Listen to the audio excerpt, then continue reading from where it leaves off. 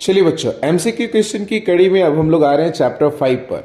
तो चैप्टर 5 आपका है अरिथमेटिक प्रोग्रेशन, समांतर श्रेणी और उनसे क्या क्या एमसीक्यू क्वेश्चंस आ सकते हैं।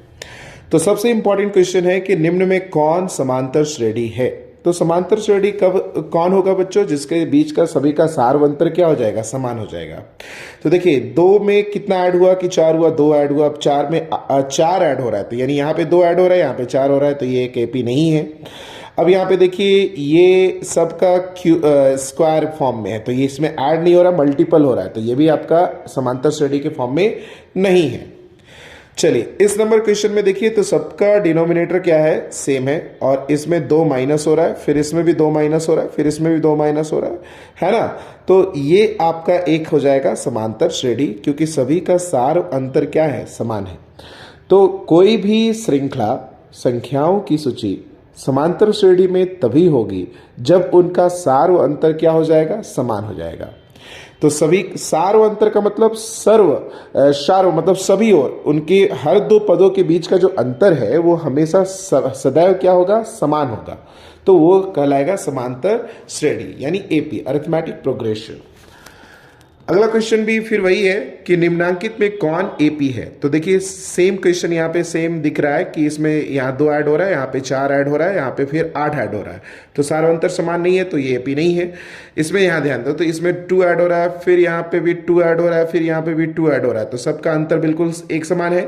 इसमें ये नहीं हो रहा है, ये मल्टीप्लाई हो रहा है, फिर ये 5 से मल्टीप्लाई हो रहा है, फिर ये 5 से मल्टीप्लाई हो रहा है, तो यह मल्टीपल के फॉर्म में है, लेकिन ऐड नहीं हो रहा है। तो समांतर श्रेणी कौन है इसमें से? B is the right answer.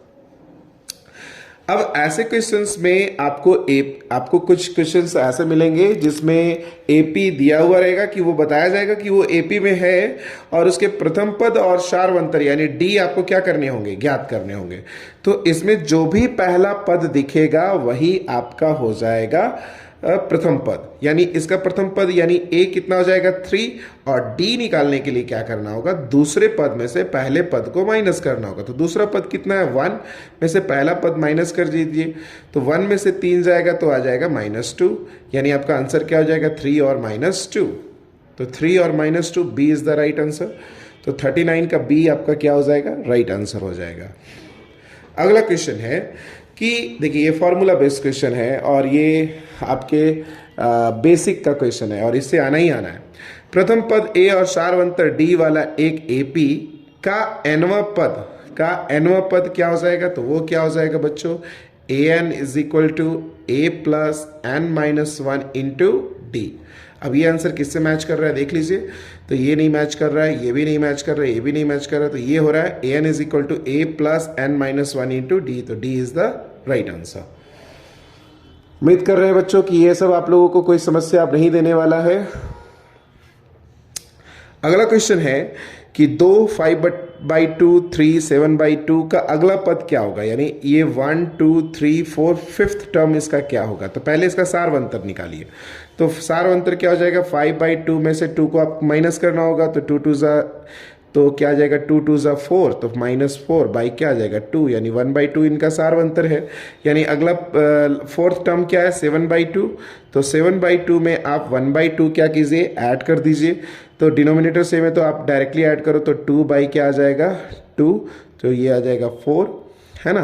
तो 4 इज द राइट आंसर। तो 4 इसका क्या हो जाएगा? राइट आंसर हो जाएगा। चलिए, अगला क्वेश्चन क्या है? 10 और 250। यहां पे बच्चों ये 250 है। 10 और 250 के बीच में 4 के गुणज कितने हैं? तो बच्चों ऐसे क्वेश्चंस में ध्यान देना कि 10 तो 4 का गुणज नहीं है, तो 10 के बाद कौन है? 11 नहीं है, 12 होगा। तो पहला टर्म क्या हो गया? 12। उसके बाद क्या हो जाएगा? 16 से कहाँ तक जाएगा? 250 नहीं है, तो 249 भी नहीं है, 248। तो 248 यहाँ तक आ जाएगा। तो पहला टर्म इसमें कितना है? 12, है ना? डी इसमें पता चल रहा है 4, सब 4 का गुणज है, और लास्ट टर्म मिल रहा है 248। तो इसमें हम लोग को कुल n निकाल के दिखाना है। तो अभी क्या फॉर्मूला बताए बच्चों? A N is equal to A plus N minus one into D. तो ए एन आपको पता है कितना है? 248। ए पता है कितना है? 12, और n आपको नहीं पता, लेकिन ये पता है कि इनका कॉमन डिफरेंस कितना है, 4। नाउ अब आप इसको आसानी से सॉल्व कर सकते हो, ये प्लस में इधर आकर माइनस में, तो 248 माइनस 12 इज इक्वल टू क्या आ जाएगा, n माइनस 1 इंटू 4। तो 248 में से 12 जाएगा, 8 में से 2 जाएगा तो आ जाएगा 6, 4 में से 1 जाएगा 3, और ये 236, 4 मल्टीप्लाई में इधर आकर डिवाइड में, तो इधर क्या बच रहा है, n माइनस 1। 4 से कट कीजिए, 4 5 ज़ा 20 और 3 6 4 9 ज़ा 36। अब ये माइनस 1 इधर आकर प्लस में, तो 59 प्लस 1 व्हाट वी गेट 60। तो टोटल कितने पद हो जाएंगे, 60, यानी B is the right answer. चलिए बच्चों आगे बढ़ते हैं। अब यहां पे क्या पूछ रहा है, ध्यान दीजिए। पहला नंबर क्वेश्चन इसमें क्या है कि 10 7 4 का 30वां पद हम लोगों को क्या करना है, ज्ञात करना है, 30th टर्म। तो यहां से ए आपको पता है कितना, फर्स्ट टर्म कितना है, 10 है, इसका डी निकाल लीजिए तो 7 माइनस 10 हो जाएगा, तो क्या आ जाएगा, -3, है ना बच्चों। और एन का वैल्यू कितना है, 30। चलिए तो क्या आ जाएगा, आपको फॉर्मूला भी तुरंत मैंने बताया, a N is equal to A plus N minus 1 into d, है ना बच्चों। तो यहां से क्या जा रहा है, ए एन का जो वैल्यू है वो निकालना है, तो एन कितना है हमारे पास, 30, तो ए 30 यानी 30वां पद, ए कितना है 10 और एन कितना है मेरे बच्चों, 30 माइनस 1, और डी का वैल्यू कितना है, तो ये है -3, तो -3, तो ये हो जाएगा 10 और प्लस 29 इंटू -3, तो 29 इंटू -3 हो जाएगा -87, और 10 में से 87 जाएगा तो -77 इज द राइट आंसर। तो -77 यानी सी इसका क्या हो जाएगा, राइट आंसर हो जाएगा। चलिए बच्चों अब आते हैं, एक एपी में यदि ए इतना दिया हुआ है, डी इतना दिया हुआ है, एन इतना दिया हुआ है, तो ए एन का मान क्या होगा, same put the value and get the answer. इसमें आपको वैल्यूज को पुट करना है और उसका आंसर निकालना है। तो वैल्यूज क्या क्या है, a N is equal to A plus N minus 1 into D. तो ए का वैल्यू कितना दिया हुआ है, 3.5 प्लस एन कितना दिया हुआ है, 106 माइनस 1, और डी कितना दिया हुआ है, 0। डी कितना दिया हुआ है, 0। तो जब डी 0 दिया हुआ है तो ये पूरा खत्म हो जाएगा, तो क्या बच रहा है, 3.5 इज द आंसर। तो B is the right answer. ऐसे क्वेश्चन को आप देखते ही सॉल्व कर लोगे। चलिए अगला क्वेश्चन क्या कहता है कि 3 अंकों से कितनी संख्याएं 7 से विभाज्य है, 7 से विभाज्य 3 अंकों वाली। तो 3 अंकों की संख्या कहां से स्टार्ट होती है बच्चों, 100 से स्टार्ट होती है और 999 पे खत्म हो जाती है ना।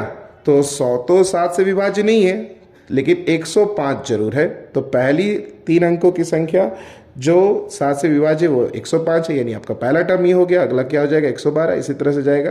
तो 9997 तो नहीं है, इसको देखो काट कर देख लो इसको फाइंड आउट करने के लिए। तो 7 एकम 7, 2 बच रहा है, 7 चौके 28, यहाँ पे बच रहा है 1 और 9।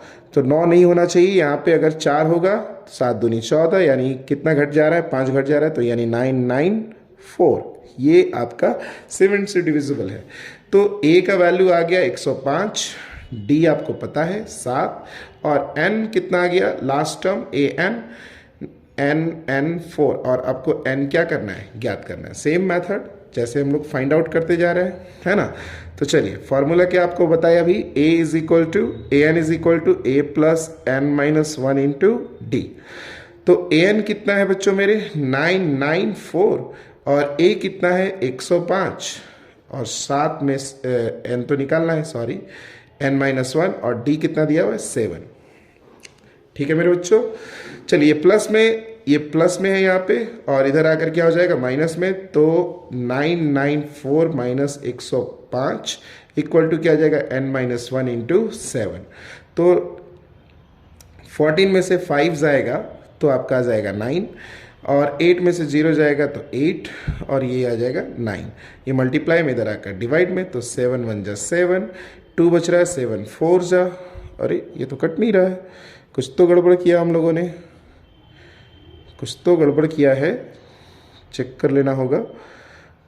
हम लोग क्या, ओ यहाँ 8 होगा, 9 में से 1 जाएगा तो ये 8 होगा बच्चों, ध्यान दीजिएगा। तो ये 7 1 जा 7, और ये आ गया 7 2 जा तो 7 2 ज़ा 14 और 4 9 7 7 ज़ा, तो यहाँ से आ गया 1 2 7 है ना बच्चों। और इधर क्या था n-1, ये -1 इधर आकर प्लस में, तो n इज इक्वल टू क्या आ जाएगा 128 इज द राइट आंसर। तो इसका फाइनल आंसर क्या हो जाएगा C 128। चलिए अब आ रहे हैं क्वेश्चन नंबर नेक्स्ट 46 पे। तो 46 कहता है कि 7 13 और 19 और 205 में कितने पद होंगे। तो सेम क्वेश्चन है ये भी, इसमें भी सेम क्वेश्चन है। यहाँ पे A दिया हुआ है 7, D आपको निकालना है। तो 13 में से 7 को माइनस कीजिए तो क्या आ जाएगा 6, और लास्ट टर्म AN दिया हुआ है 205 है ना बच्चों। तो क्या आ जाएगा यहाँ से, ध्यान दीजिए, AN इज इक्वल टू क्या पता है A plus n-1 into D। तो AN कितना है 205 इक्वल टू A कितना है 7 प्लस n कितना है आपका यहाँ पे निकालना है n-1, D कितना है 6 है। तो चलिए 7 प्लस में इधर आकर माइनस में हो जाएगा, तो 205 minus 7 is equal to n-1 into 6 है ना बच्चों। तो यहाँ पे इसका वैल्यू कितना आ जाएगा 198 n-1, और ये 6 मल्टीप्लाई में इधर आकर डिवाइड में, तो 198 by 6 is equal to n-1। तो 6 3 ज़ा -1 इधर आकर क्या आ जाएगा प्लस में, तो n is equal to 33 plus 1 what we get 34। तो कुल कितने टर्म है यहां से यहां तक 34, तो B is the right answer. चलिए अगला क्वेश्चन, 5 7 9 11 का कौन सा पद 27 है। अब इसमें फाइंड आउट करना है कि कौन सा पद 27 है ना। चलिए तो एक टर्म 27 दिया हुआ है और कौन सा पद यानी 27 है, यानी n इज इक्वल टू दिया हुआ है 27, A is equal to first term यानी 5 और D आपको निकालना है। तो 7 दूसरे टर्म में से पहले टर्म को माइनस कीजिए, तो 7 में से 5 गया कितना आ गया 2। Same formula AN is equal to A plus n-1 into D। उम्मीद कर रहे हैं आप भी पेन और कॉपी के साथ होंगे मेरे प्यारे बच्चों। तो यहां से AN का वैल्यू क्या आ जाएगा 27, A कितना आ जाएगा 5 प्लस n-1 और D का वैल्यू कितना है 2 प्लस में, ये इधर आकर माइनस में, तो 27 minus 5 equal to n-1 into क्या जाएगा 2। तो 27 में से 5 जाएगा तो 22, 2 गुना में इधर आकर भाग में इक्वल टू क्या जाएगा n-1 है ना। तो ये कट जाएगा, ये 11 माइनस में इधर आकर प्लस में, तो n is equal to 11 plus 1, ये वैल्यू क्या आ जाएगा n is equal to 12 is the right answer. तो इसमें कुल मतलब कहने का मतलब क्या है कि 12वां पद जो है वो क्या है 27 है। तो B A is equal to 12 is the right answer. चलिए आते हैं बच्चों नेक्स्ट क्वेश्चन की तरफ। क्या कहता है, यदि किसी AP का प्रथम पद A और सारवंतर D हो तो n पदों का योगफल क्या होगा। तो बच्चों इसका फॉर्मूला क्या होता है, ध्यान दीजिए, Sn यानी number of all terms, sum of all terms is equal to क्या होता है n/2 into 2a plus n-1 into D। और अगर यदि यहां पर लास्ट टर्म पता हो तो इसका फॉर्मूला हो जाएगा n/2, यहां पर a और लास्ट टर्म पता है तो l। तो इससे 2 क्वेश्चंस हो सकते हैं। तो देखो ये n/2 into 2a plus n-1 into D, C is the right answer.